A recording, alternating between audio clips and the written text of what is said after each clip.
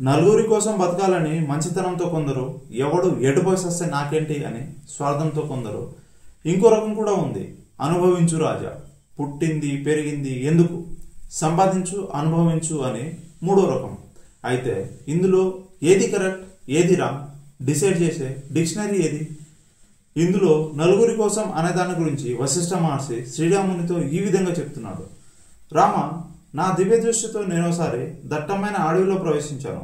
అక్కడ ఒకడు చేత్తో గుదిబండను పట్టుకుని తనకు తానే కొట్టుకుంటున్నాడు, ఏడుస్తున్నాడు, రోధిస్తున్నాడు, పరిగెడుతున్నాడు. మధ్యలో ఒక చీకటి బావి ఉంది. అజ్ఞానంతో అందులో పడిపోయాడు. ముందుకు వెళ్తే భయంకరమైన ముళ్ళున్నాయి.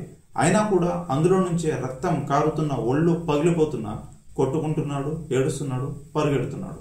అలానే కొంచెం దూరంలో ఇంకొందరు, ఇంకాస్త ముందుకు వెళ్తే మరికొందరు అలానే రోధిస్తున్నారు.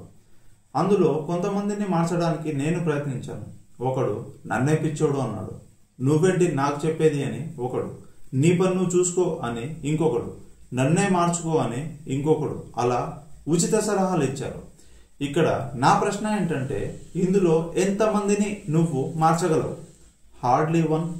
మరి ప్రయత్నించిన ప్రతిసారి వాళ్ళ స్థానానికి నువ్వు దిగాల్సి వచ్చింది కదా, అంటే నువ్వు కూడా అందులో ఒకడు అయ్యావు కదా.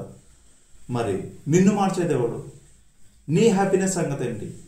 అలా అయితే స్వార్థంగా బతకాలా లేక ఎర్న్ అండ్ ఎంజాయ్ అన్నట్టు బతకాలా? నెక్స్ట్ వీడియోలో మాట్లాడుకుందాం. Follow the channel.